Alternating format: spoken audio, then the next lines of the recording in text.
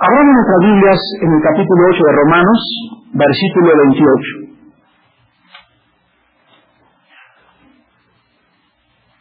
Romanos 8:28, un versículo que todos deben saberse de memoria y un versículo que en esta mañana vamos a analizar y a desmenuzar poco a poco. Y dice así: y sabemos que a los que aman a Dios, todas las cosas, sin excepción, les ayudan a bien. Esto es, a los que conforme a su propósito son llamados.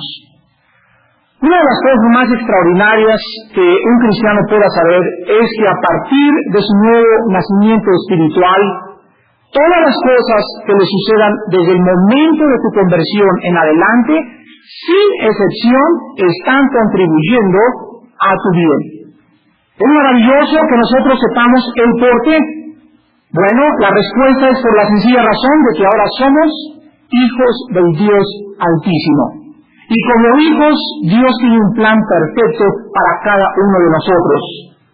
Observamos que en este versículo todas las cosas contribuyen a bien, pero quiero que en esta mañana abran muy bien sus oídos, porque vamos a ver a quiénes las cosas están ayudando para bien. Y nuestro texto dice, a los que aman a Dios. La iglesia local, como esta es una iglesia local, la iglesia de enfrente, y todas las iglesias del mundo entero, es una mezcla de cizaña con trigo. No existe ninguna iglesia cristiana en ninguna parte del mundo que no esté mezclada entre la cizaña y entre el trigo. Cristo lo ilustró y dijo que la iglesia era como un árbol en Juan 15. Y Cristo dijo que así como en el árbol están clavadas unas ramas y otras sí, y otras no, y otras sí, todas las ramas que estén produciendo fruto son las verdaderas ramas que están participando de la savia del árbol. La savia es la vida que hace producir en la rama el fruto. Pero hay ramas, dijo Cristo en Juan 15, que van a ser cortadas. Y estas ramas, dijo Cristo, van a ser cortadas y echadas en el fuego. ¿Quiénes son esas ramas? Esas ramas son los apóstatas. Las personas que han conocido de Cristo, que vienen a la iglesia, que saben lo que tienen que hacer.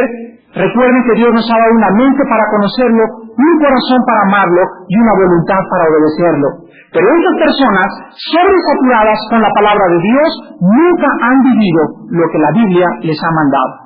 Estas ramas están pegadas a un árbol, forman parte de nuestra iglesia, pero no tienen la vida de Cristo, no son salvos. Nunca se han convertido y ellos creen que realmente son salvos por el hecho de venir a la iglesia. Esas ramas le dirán a Dios en aquel día, Señor, Señor, y Él les va a contestar, ¿por qué me llamáis Señor si nunca hiciste mi voluntad? Entonces es muy importante que nosotros analicemos en esta mañana quiénes son los que aman a Dios, para que sepamos que todas las cosas contribuyen a nuestro bien. Vamos a ver en primer lugar en Juan 14:15, que el Señor Jesucristo nos dice en primer lugar quiénes son los que aman a Dios. Juan 14:15. Y el Señor Jesús dice brevemente, si me amáis, guardad mis mandamientos. En esta mañana vamos a ver entonces en primer lugar que las personas que aman a Dios se caracterizan por guardar los mandamientos de Dios. Ven el sí condicional de Cristo, si me amáis. O sea, si no me aman, tú puedes decir de la boca para afuera que eres cristiano. Pero realmente, si en tu corazón existe mi vida, tú estás guardando mis mandamientos. ¿A qué mandamiento se refiere Cristo? Bueno, acuérdense que los 10 mandamientos en el Antiguo Testamento estaban divididos en dos. Del 1 al 4 estaban relacionados con Dios y del 4 al 10 estaban relacionados con el prójimo.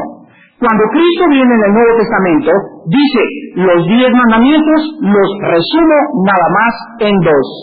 Amen a Dios sobre todas las cosas y a vuestro prójimo como a vosotros mismos. Entonces vamos a ver que las personas que aman a Dios se caracterizan en primer lugar por amar a Dios sobre todas las cosas, con toda su mente, con todas sus fuerzas y con todo su corazón.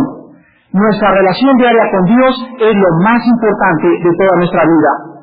¿Estás tú seguro de que tú amas a Dios sobre todas las cosas? contesta las siguientes preguntas. ¿Estás seguro que amas más a Dios que a tu trabajo? ¿Cómo lo puedo saber? Muy fácil. ¿El trabajo que tú tienes te quita tiempo para tus estudios? ¿Tienes una clase de trabajo donde no tienes tiempo de tomar estudios? De una cosa puedes estar seguro, ese trabajo no está dentro de la voluntad de Dios. ¿Pero tengo que comer? Bueno, es que si en ti existiera la disposición de decirle, Padre Santo, dame un trabajo que pueda realmente darme tiempo para conocerte, Dios lo haría. Pero posiblemente ni siquiera quieres el tiempo para conocer a Dios, realmente tienes el deseo de hacer nada más dinero. Si alguno de ustedes dice que ama a Dios con todo su corazón y me contestan esta mañana, no tengo tiempo de estudios por causa de mi trabajo, no sé cómo puedes tú llamarle el Señor de tu vida. Tú no le amas con todo tu corazón porque tu trabajo está arriba de su amor. Segunda pregunta, ¿amas tú más a Dios que a tu novio? ¿Amas a Dios más que a tu novia? ¿Cómo lo puedes saber? Muy fácil. ¿Es tu novio espiritual? ¿Es tu novia una mujer espiritual? ¿Te está quitando tu novio tiempo para con Dios? ¿Por tu novio has dejado de ir a las reuniones de oración? ¿Por tu novia has dejado de estar ferviente y ardiente en el ministerio de Dios? Tu novio se ha convertido en un Dios para ti. Tú no puedes decir que amas a Dios sobre todas las cosas. En tercer lugar, ¿amas tú a Dios más que a tu familia? ¿Cómo lo puedo saber? Muy fácil. ¿Les das devocionales a tu familia? Yo no puedo decir a mi esposa que amo y a mis hijos les amo si yo no les estoy impartiendo y comunicando de una forma continua y sistemática los principios de la palabra de Dios. Entonces, si yo amo a Dios sobre todas las cosas en mi familia, yo me convierto en el sacerdote y en el líder espiritual de mi hogar. Ahora tu familia es la familia que te dice, pues ven a mi religión y yo voy a tu religión. Un momentito, si tú comprometes tus principios, no puedes decir que amas a Dios sobre todas las cosas. ¿Por qué? Porque Dios es luz y no hay tinieblas en Él. Y Él nos dice, no participemos de las obras infructuosas de las tinieblas. Yo he conocido hermanos en esta congregación que me han dicho, oye hermano, mi padre me dijo que si yo iba a su iglesia, él venía el domingo que entra a mi iglesia. Y creo que voy a aceptar para que venga a mi iglesia. Y le dije, mira, si él viene a nuestra iglesia es porque el Espíritu Santo le va a traer a través de tus oraciones, pero tú no comprometas tu fe. Tú dile, yo no puedo participar de tus tinieblas, yo no puedo ir a un lugar donde Dios me dice que no está Él ahí y donde yo solamente puedo contaminarme. Ahora, si tú quieres venir por conveniencia a mi iglesia, ya no estás buscando a Dios con todo tu corazón, lo estás haciendo después de hacer un trato conmigo comercial. Entonces es muy fácil saber si nosotros amamos a Dios sobre todas las cosas. Y en último lugar, la última pregunta relacionada con Dios, ¿amas tú a Dios más que a tu dinero o más que a tus posesiones? ¿Cómo lo puedo saber? Muy fácil. Cuando ustedes comienzan a dejar de diezmar, cuando ustedes comienzan a dejar de dar a la obra de Dios, en ese momento el dinero se convierte en un ídolo. Es increíble que pueda haber cristianos que me dicen, fíjate que yo gano 200,000 pesos mensuales y doy exactamente el diezmo. Bueno, si tú tienes un año en Cristo, deberías estar dando ya el 15%. Si tienes 3 años o 4 años, ya deberías estar dando el 20%. ¿Por qué no lo estás dando? Simplemente porque no amas a Dios sobre todas las cosas y porque no has probado ni buscado en tu familia cuán bueno es Él. Pero dice en 2 Corintios 9 que Dios es poderoso para hacer que abunde la semilla en nuestra alacena y multiplicar nuestra sementera para que estemos enriquecidos en toda buena obra a fin de que siempre haya todo lo necesario para todos los santos. Dios es poderoso para mostrarnos que cuando somos generosos sobre todas las cosas y no nos importa más que dar y dar y dar para propagar su santo evangelio, Él es poderoso para suplir que nunca jamás nos falte absolutamente nada. Veamos nosotros en Lucas capítulo 10. En segundo lugar, ¿quién es nuestro prójimo? Una vez que nosotros sabemos que amar a Dios es amar a Dios sobre todas las cosas, vamos a ver a continuación que el segundo mandamiento no puede ser divorciado del primero. En otras palabras, Dios nos entrega una moneda de 2 caras. Y si yo llego al banco y la cara del águila de la moneda está limada, y le digo, no, pero mire, tiene el sol, señorita. La cajera me dice en el banco, la moneda tiene que tener 2 caras, porque las 2 caras hacen una unidad. Con una cara limada no le puedo aceptar esta moneda. Entonces, Dios nos muestra que la moneda del cristiano es por un lado amar a Dios, por otro lado amar a nuestro prójimo. ¿Qué es lo que nos quiere decir Dios? Que yo no puedo amar a Dios si estoy mal con alguno de ustedes. ¿Cómo puedes decir que amas a Dios cuando tienes deudas con tu prójimo? ¿Cómo puedes decir que amas a Dios cuando hablas mal de alguien en la iglesia? En cuanto tu relación horizontal con tu prójimo sea deficiente, no digas que amas a Dios sobre todas las cosas. Porque para que yo tenga una relación vertical con Dios, yo tengo que estar bien con mi prójimo. Entonces, si yo estoy mal con alguien y odio a alguien y estoy calumniando y chismeando a alguien, yo no puedo estar bien con Dios, y yo estoy mal con ustedes porque estoy mal con Dios. Pero si yo estoy bien con Dios, se produce y se refleja en la relación con mis amigos, con mis amigas, con mis hermanos en Jesucristo. Entonces, es una cara de dos monedas. No digas amo a Dios cuando tienes problemas con algún hermano o alguna hermana en esta iglesia, y estos problemas no los has traído a la cruz del Calvario. Dice en Lucas capítulo 14 el Señor Jesucristo quién es nuestro prójimo. Lucas 10 del 25 al 37. He aquí un intérprete de la ley se levantó y dijo para probarle: Maestro, haciendo qué cosa heredaré la vida eterna. Quiero que noten ustedes, haciendo qué cosa. Vean la palabra haciendo, o sea, ellos relacionaban la entrada al cielo haciendo obras. Versículo 26, él le dijo, que está escrito en la ley, ¿cómo lees? Aquel respondiendo dijo: amarás al Señor tu Dios con todo tu corazón, y con toda tu alma, y con todas tus fuerzas, y con toda tu mente, y a tu prójimo como a ti mismo. Y le dijo: bien has respondido, haz esto y vivirás. Pero él, queriendo justificarse a sí mismo, dijo a Jesús: ¿y quién es mi prójimo? Respondiendo Jesús dijo: un hombre descendía de Jerusalén a Jericó, y cayó en manos de ladrones, los cuales le despojaron, e hiriéndole, se fueron, dejándole medio muerto. Aconteció que descendió un sacerdote por aquel camino, hiriéndole pasó de largo. Asimismo un levita, llegando cerca de aquel lugar, hiriéndole pasó de largo. Pero un samaritano, que iba de camino, vino cerca de él, hiriéndole fue movido a misericordia, y acercándose vendó sus heridas, echándole aceite y vino, y poniéndole en su cabalgadura, lo llevó al mesón y cuidó de él. Otro día, al partir, sacó 2 denarios y los dio al mesonero y le dijo: cuídamele, y todo lo que gastes de más, yo te lo pagaré cuando regrese. ¿Quién pues de estos 3 te parece que fue el prójimo del que cayó en manos de los ladrones? Él dijo: el que usó de misericordia con él. Entonces Jesús le dijo: ve y haz tú lo mismo. ¿Quién es nuestro prójimo? Cualquier persona que necesite nuestra ayuda. Ese es nuestro prójimo. Ahora, a la luz de eso, significa lo siguiente. Significa que si yo realmente estoy amando a Dios sobre todas las cosas, yo no le hago daño al prójimo. Cuando tú recibes prestado dinero y tú no pagas ese dinero prestado, tú estás haciéndole un daño a tu prójimo, más si es un hermano. En segundo lugar, significa no deber nada a nadie. Dice Romanos 13, no deban nada a nadie. Cuando debemos, estamos dañando intereses de la persona a la que le debemos dinero. En tercer lugar, significa nunca calumniar a nadie y menos a sus pastores. Cuando alguno de ustedes habla mal de un pastor, yo nada más quiero, en el nombre y por la misericordia de Dios, orar por ustedes.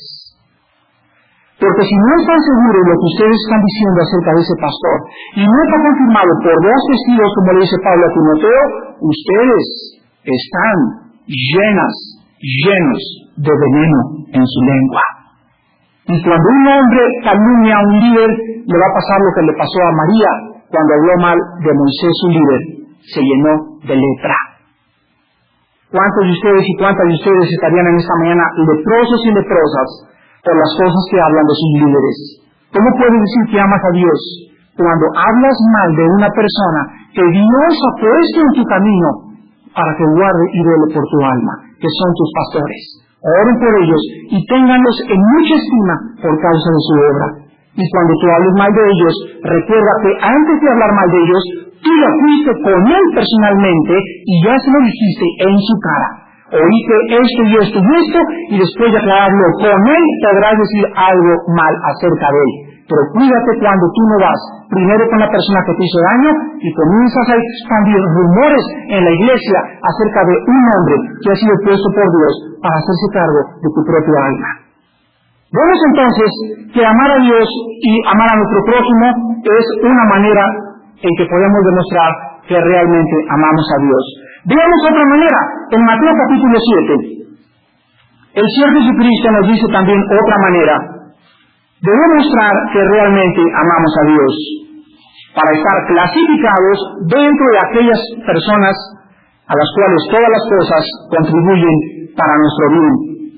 Dice Mateo 7, versículo del 21 al 23, no todo el que me dice Señor, Señor, entrará en el reino de los cielos, sino el que hace la voluntad de mi Padre que está en los cielos. Muchos me dirán en aquel día, Señor, Señor, ¿no profetizamos en tu nombre? Y en tu nombre echamos fuera demonios, y en tu nombre hicimos muchos milagros. Y entonces les declararé, nunca os conocí, apartados de mí, hacedores de maldad.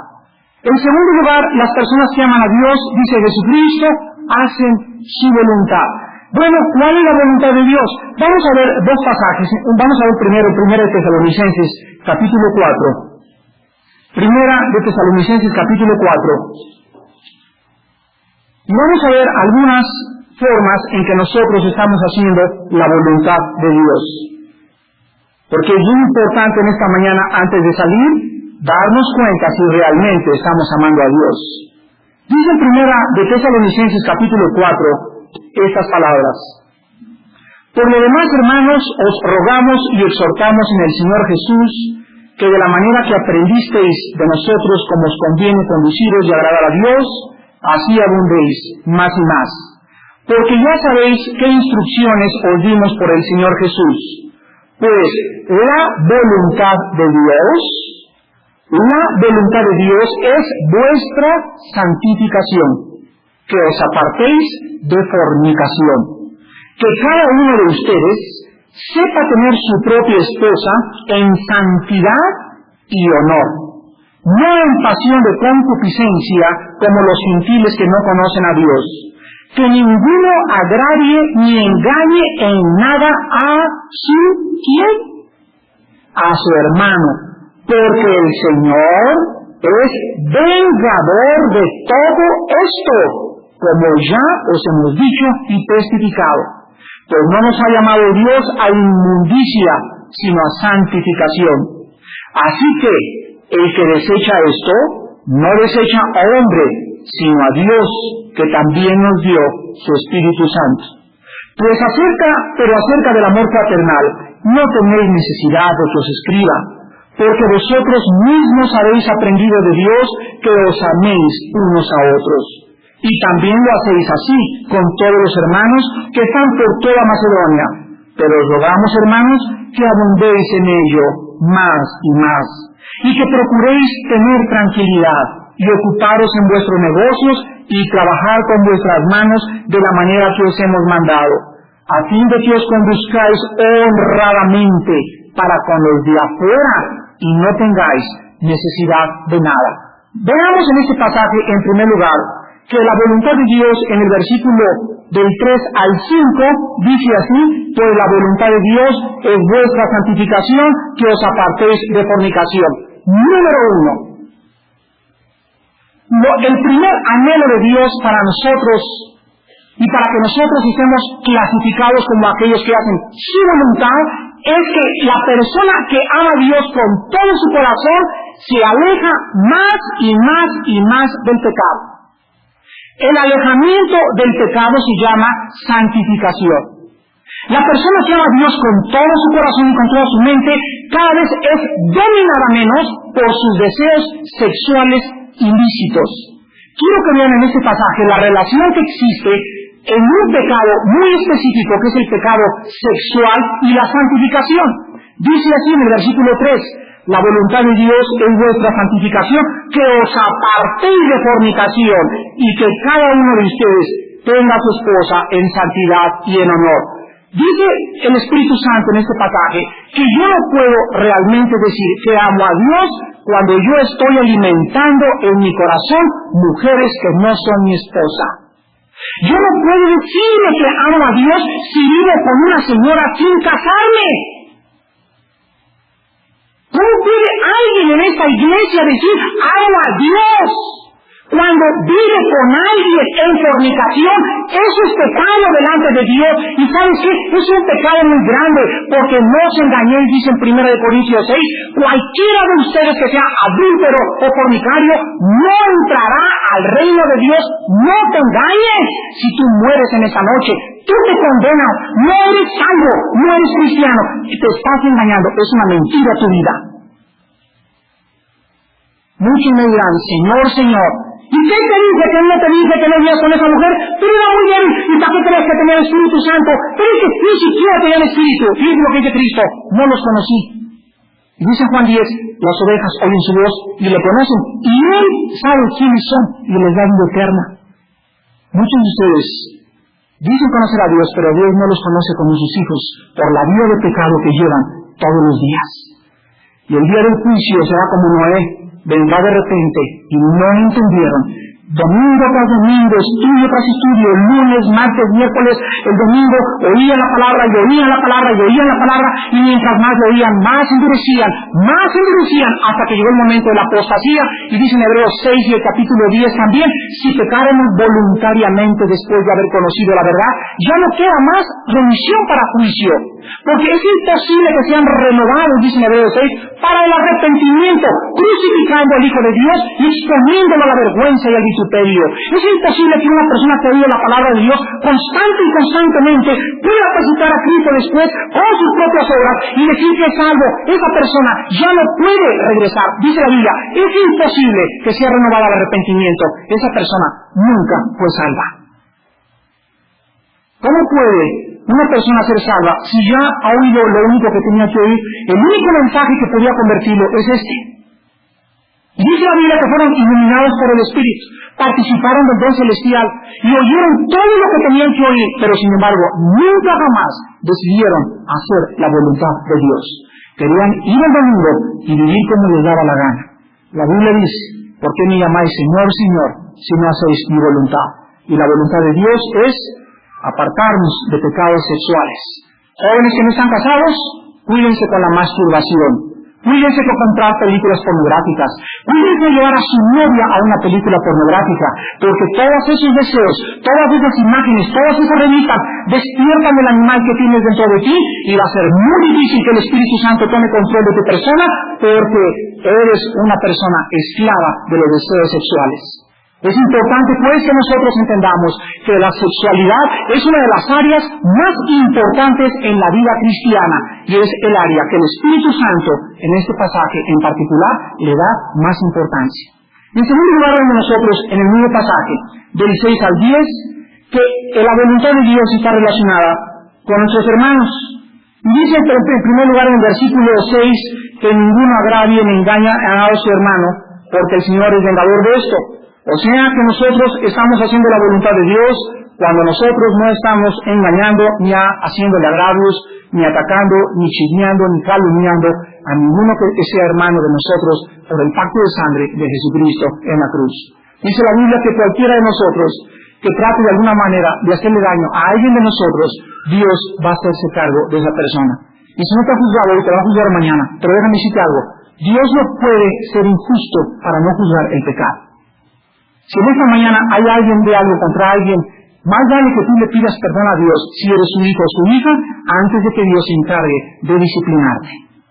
Encontramos nosotros en el versículo 11 al 12, en último lugar, que la tercera voluntad de Dios está relacionada con la honradez en el trabajo, y que procuren tener tranquilidad y ocuparse en vuestros negocios, y trabajar con vuestras manos, no comprando billetes de lotería, ni los pronósticos, ni melaje, trabajando con vuestras manos de la manera que les hemos mandado, a fin de que os conduzcáis honradamente para con los de afuera, o sea, con los incrédulos.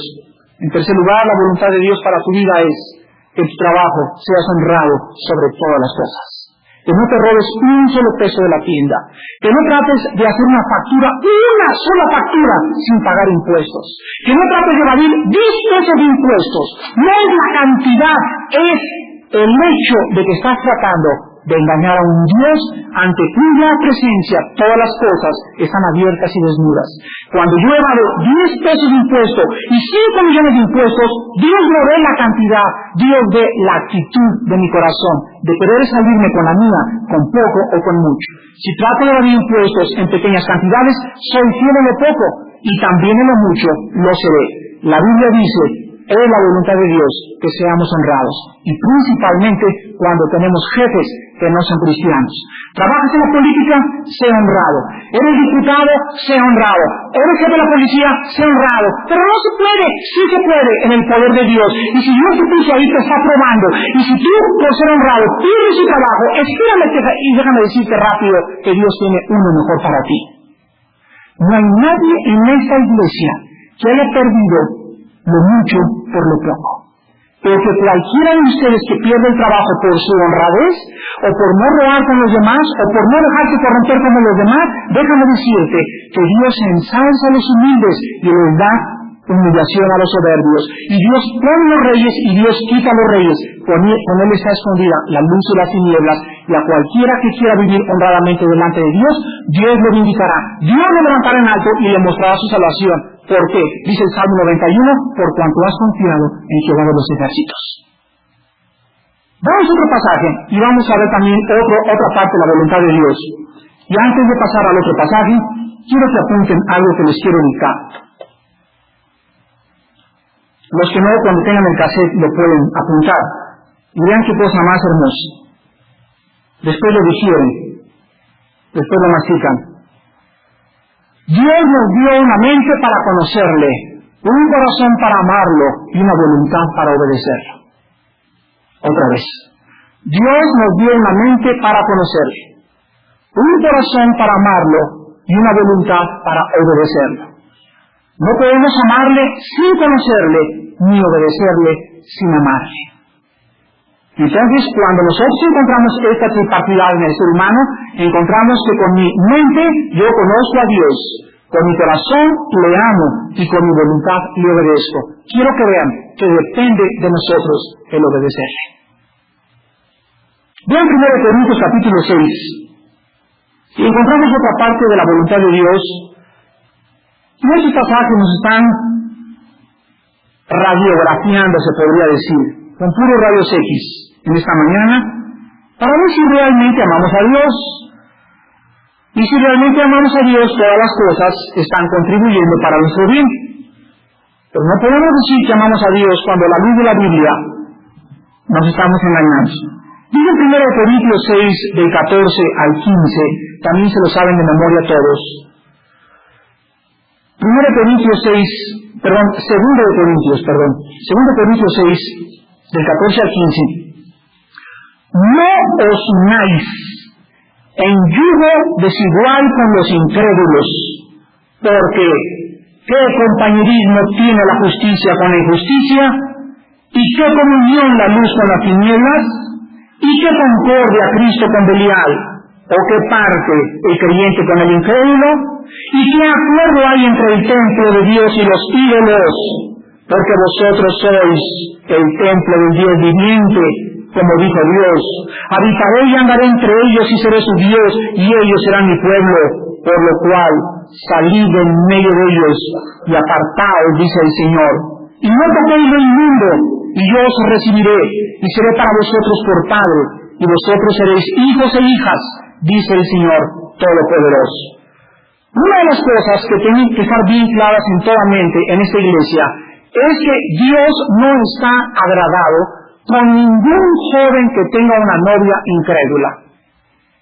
Y Dios no está agradado con ninguna joven que tenga un novio incrédulo. En cuanto tú dices que quieres saber si vas a ir a la universidad, si quieres entrar a la escuela en septiembre, si quieres saber cuál es la voluntad de Dios, y estás desobedeciéndole en una de las áreas más importantes, como se las voy a mostrar a continuación, de la vida cristiana, no esperes recibir la voluntad de Dios. Dios no te va a decir lo que Él quiere para tu vida. Tú te vas a decir, Señor, dime a dónde quieres que yo vaya. Pero mientras ese pecado está interrumpiendo la comunión entre tú y Dios, Dios te dice, quítate lo incrédulo y después te diré cuál es mi voluntad. Pero mientras el pecado esté en su corazón, no esperemos conocer la voluntad de Dios. ¿Qué significa no os unáis en yugo desigual? Quiero que vean aquí la palabra clave, yugo. Un yugo es una cosa que va entre un buey y una buey, no sé cómo dice, vaca, ¿verdad? O lo que sea, por un par de bueyes masculinos, y en el arado, ese yugo hace que los dos se mantengan juntos. El yugo los sirve para unirse, para que caminen los dos juntos. Si les quitas el yugo a los dos bueyes, uno se va para acá y el otro se va para allá. Bueno, teniendo en cuenta esta ilustración, podamos imaginarnos lo que Dios nos está diciendo. No tengas un amigo con el cual desayunes, comes, vayas a VIX, vayas de vacaciones, etcétera, etcétera. Dios no nos prohíbe tener amistades incrédulas. Y yo tengo muchos amigos que no son cristianos. La Biblia nos dice por qué. En primer lugar, ¿qué comunión hay entre los dos? ¿Cómo puedes tener un incrédulo cuando la mente de él está en otras cosas y tu mente está controlada por el Espíritu de Dios? ¿Qué concordia hay entre el diablo y Cristo? Imagínense ustedes cuando a la vez que me invitaron muchos jóvenes allá al concierto en Naucali de los Beatles, o quién sabe qué concierto era ese, invitaron a Cristo e invitaron al diablo a bailar juntos. O sea, ellos querían que estuviera Cristo y también querían que estuvieran el diablo. No han aprendido que no hay comunión entre la luz y las tinieblas. Dice la Biblia, salid, apartaos, no toquéis, no hagáis todo eso que pueda contaminar tu relación con Dios. Entonces, eso está relacionado con el noviazgo, está relacionado con el matrimonio. Bueno, ahorita tú puedes tener un novio incrédulo, te divorcias, ya te molaste. Ya te casaste con él, ora por él, que muy pronto él se va a convertir. Y también está relacionado con los negocios. Cuidado cuando hagas una fábrica, o cuando vayas a hacer una sociedad, o cuando tu socio vaya a poner 10 millones de pesos y tú 10 millones de pesos, y vayan a poner un consultorio o hacer cualquier negocio, y él no es cristiano. Es un yugo desigual. ¿Por qué? Porque vas a caminar con tu socio durante 3 o 4 años. Entonces tú puedes tener acciones en Teléfonos de México, tú puedes tener acciones en cualquier compañía, pero eso, a unirte en una sociedad común con un socio, donde los dos están poniendo 50 y 50, Dios lo prohíbe y estás fuera de su voluntad. Es importante que nosotros veamos en Éxodo capítulo 34, Éxodo 34, vamos a ver algunos pasajes en el Antiguo Testamento. Fíjense ustedes que en el siglo XX, se le ha dado importancia relativa a esto. ¿Qué importa que sea incrédulo, después se va a convertir? Bueno, pues cuando se convierta, comienza a salir con él. ¿Qué importa un socio? Es más, los cristianos a veces son más tranzas que los incrédulos. Bueno, pues si te tranza un cristiano, hay alguien que lo va a corregir, te lo aseguro. Pero si te tranza un incrédulo, ¿quién te va a defender? Dios te deja para que comas el fruto de tu propio camino. Recuérdalo, si te tranza un socio cristiano, hay un Padre en el cielo que te va a devolver hasta el último centavo, porque lo va a castigar. Pero si te tranza un incrédulo, el diablo te va a pagar todavía más caro. En Éxodo 34, del 11 al 16, viéndose la advertencia de Dios a Israel: guarda lo que yo te mando hoy. He aquí que yo he hecho delante de tu presencia al amorreo, al cananeo, al eteo, al fereceo, al heveo y al jebuseo. Guárdate de hacer, ¿qué dice? Guárdate de hacer alianza o de unirte en yugo desigual con los moradores de la tierra donde has de entrar, para que no sean, ¿qué cosa? Tropezadero en medio de ti. Derribaréis sus altares, quebrantaréis sus estatuas y cortaréis sus imágenes de acera, porque no te has de inclinar a ningún otro Dios, pues Jehová, cuyo nombre es celoso, Dios celoso es. Por tanto, no harás alianza con los moradores de aquella tierra, porque fornicarán en pos de sus dioses, y ofrecerán sacrificios a sus dioses, y te invitarán y comerás de sus sacrificios, o tomando de sus hijas para tus hijos, y fornicando sus hijas en pos de sus dioses, harán fornicar también a tus hijos en pos de los dioses de ellas. No te harás dioses de fundición. ¿Qué solemne advertencia a los cristianos del siglo XX? La alianza con un socio tuyo, tu novio incrédulo, tus amistades continuas harán que sus propios hijos arrastren a tus hijos y a mis hijos tarde o temprano a adorar a los dioses falsos que ellos tienen. Vamos ahora a Deuteronomio capítulo 7. Deuteronomio capítulo 7, versículos del 1 al 6. Cuando Jehová tu Dios te haya introducido en la tierra en la cual entrarás para tomarla, y haya echado delante de ti a muchas naciones, al Eteo, al Gergeseo, al Amorreo y al Cananeo, al Fereceo, al Heveo y al Jebuseo, 7 naciones mayores y más poderosas que tú, y Jehová tu Dios las haya entregado delante de ti y las haya derrotado, las destruirás del todo. No harás con ellas alianza, ni tendrás de ellas misericordia. No te emparentarás con ellas. No darás tu hija a su hijo, ni tomarás a su hija para tu hijo, porque desviará a tu hijo de en pos de mí, y servirán a dioses ajenos, y el furor de Jehová se encenderá sobre vosotros, y te destruirá pronto. Mas así habéis de hacer con ellos: sus altares destruiréis, quebraréis sus estatuas, y destruiréis sus imágenes de acera, y quemaréis sus esculturas en el fuego.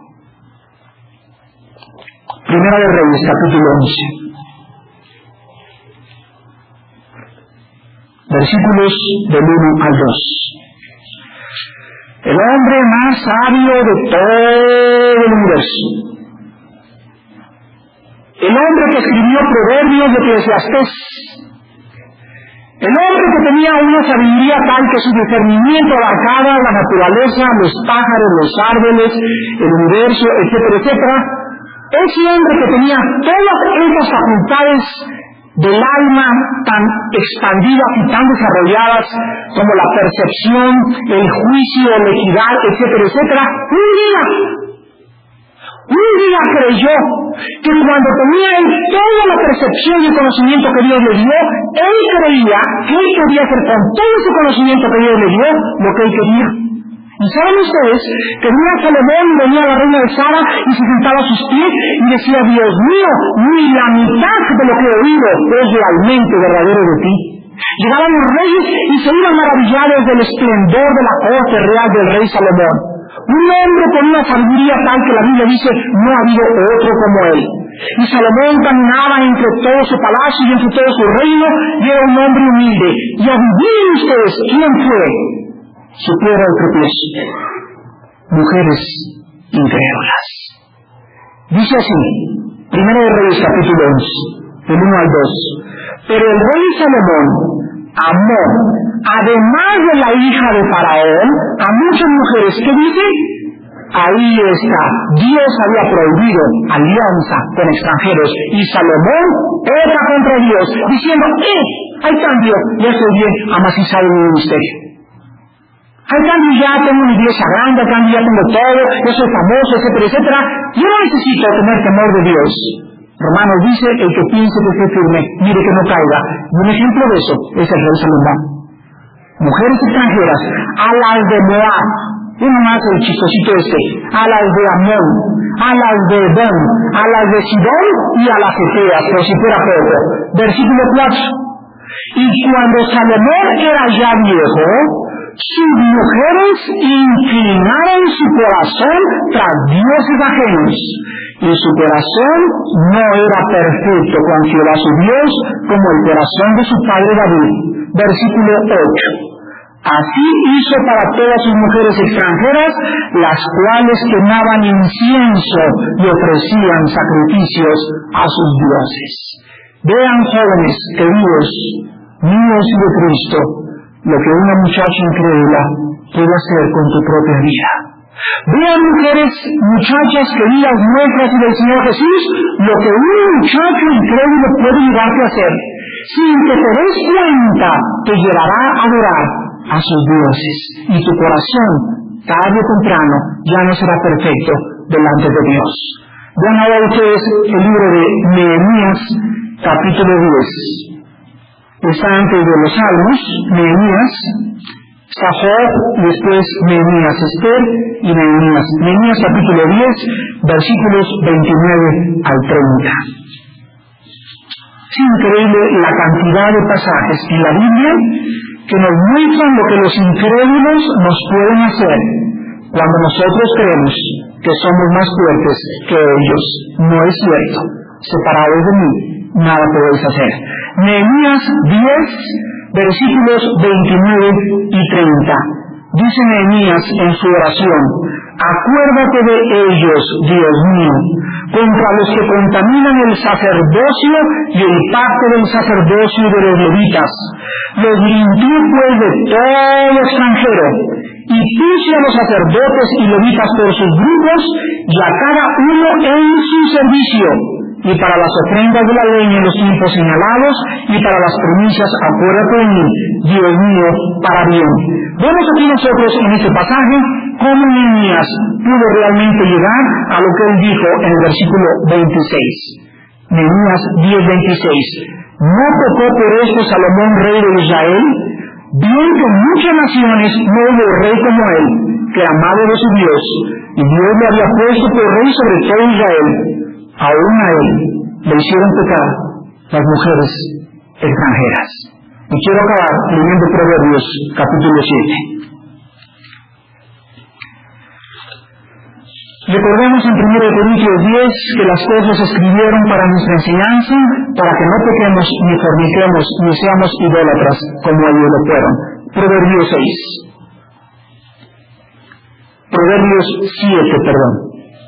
Hijo mío, guarda mis razones, atesora contigo mis mandamientos, guarda mis mandamientos y vivirás, y mi ley como las niñas de tus ojos. Lígalos a tus dedos, escríbelos en la tabla de tu corazón.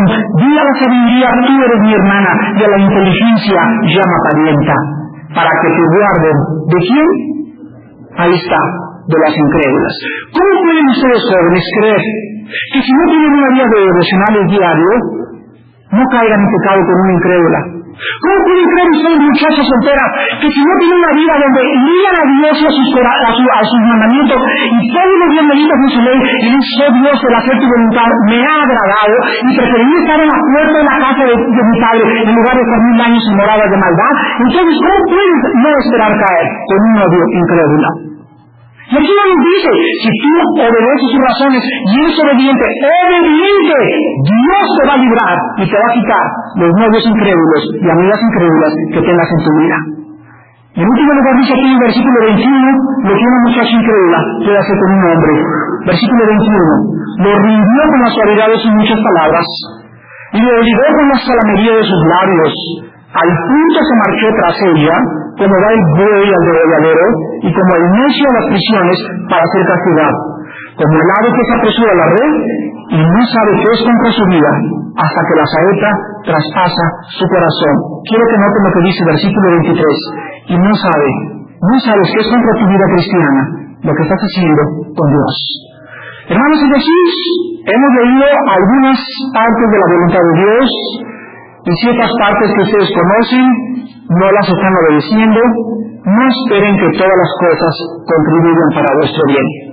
Cuando yo amo a Dios sobre todas las cosas, y cuando lo pongo a Él primero sobre todas las cosas, y cuando mi relación con mi prójimo es adecuada, mi corazón es puro interiormente, solamente está mi esposa en mi mente, cuando no tengo amigos constantes, incrédulos e incrédulas, entonces puedo decirle: Padre Santo, mi Señor y mi Dios.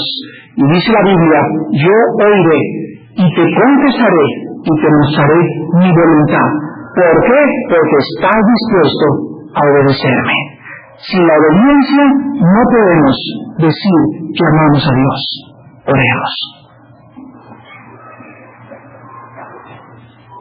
Te damos gracias en esta mañana, Padre Santo, por recordarnos que tu voluntad es nuestra santificación. Y que la santificación está relacionada íntimamente con los pecados sexuales, principalmente.